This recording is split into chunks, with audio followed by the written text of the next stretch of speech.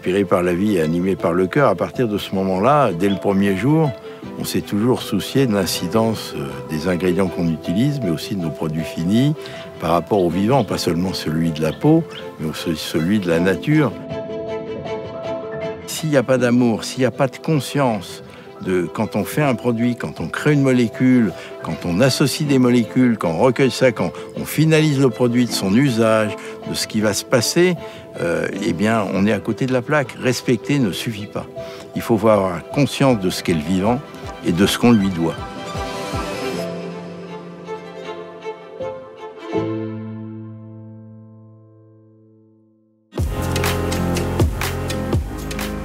So we are speaking about the impact of chemicals in the ocean in general. We have a lot of pesticides, herbicides, which are used in common agriculture. And these chemical products go into the ocean and have a tremendous impact in the biodiversity and into the animal life.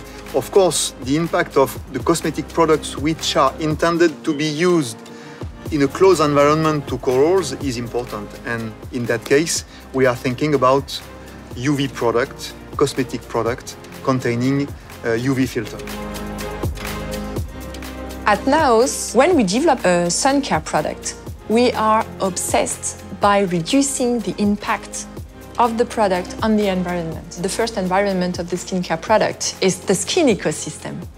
So the first things we do, it is really to evaluate the impact of the product, of the security and the tolerance for the skin. And then what we want to do, it is really to study the impact on the aquatic ecosystem. Because when you use a sun care product, you go to the sea, you take a bath, and the product can be in contact with the seawater, with ocean, lake. And so what we want to do, it is to be sure that the product won't be in contact with the environment. It is why, for all our products, we want to have a very high water resistance. And then, if a small quantity of the product can be in contact with seawater, for instance, what we want to do, it is to study the impact on the sun care products on the environment. We have performed 3 kinds of tests on the coral, on microalgae, seaweed, and the third one on the freshwater plankton. Because at the end of the day, when you take your shower, well, the contact of the sun care products won't be anymore ocean or sea, but directly in the water cycle. All the sun care products of our 3 brands, Bioderma, Institut Estederm, and Etapure, have passed those 3 tests, and we are very, very proud of the results we obtained. At Naos, we have huge criteria of selection of our ingredients that are in our sun care products. And the major one is the ecotoxicity. It means the potential toxicity of the molecule on the environment. It is very important for us to have a very low ecotoxicity for each of our ingredients. We want the best solutions for sun care products for tomorrow, so we are in constant innovation and we are looking for new ingredients, more efficient, very respectful for the skin ecosystem and for the environment. And you know what? Some solutions are very close to us. One of the best UV filters is in our skin. It is the melanin, which is a natural pigment. Some other filters are already in nature. So I do hope you will find them soon in our products. We have to remember that there are some very important areas such as Posidonia, such as coral reef, such as mangroves area, which are very important for biodiversity and marine life.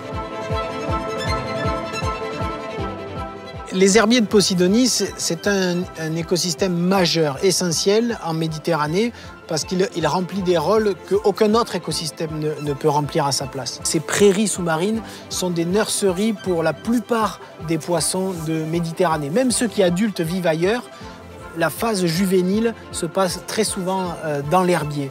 Et les herbiers de Posidonie, c'est quand même 80 000 hectares en Méditerranée française. Donc c'est un écosystème qui n'est pas négligeable. On considère même qu'il a une valeur économique qui est 3 fois supérieure à celle d'un récif corallien, 10 fois supérieure à celle d'une forêt tropicale.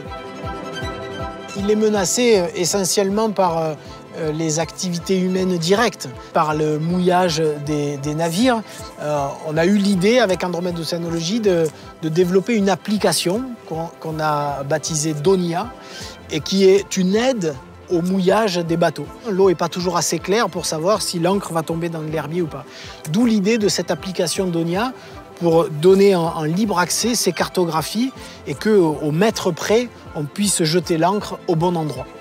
Pour que l'application Donia fonctionne, c'est en permanence être en mer pour renouveler les cartographies. Et donc, ça veut dire des missions tout au long de l'année pour aller cartographier ces herbiers. Donc, il faut pouvoir financer ça. Et c'est là que Naos intervient. Il permet de financer la production de toutes ces cartes d'herbiers en Méditerranée. Et puis, il y a des tentatives de réparation. Et ça, c'est le projet REPIC que mène Andromède Océanologie depuis 2019. On en est déjà à 2 campagnes où on va tout simplement dans les zones de fort mouillage où l'herbier est quotidiennement arraché.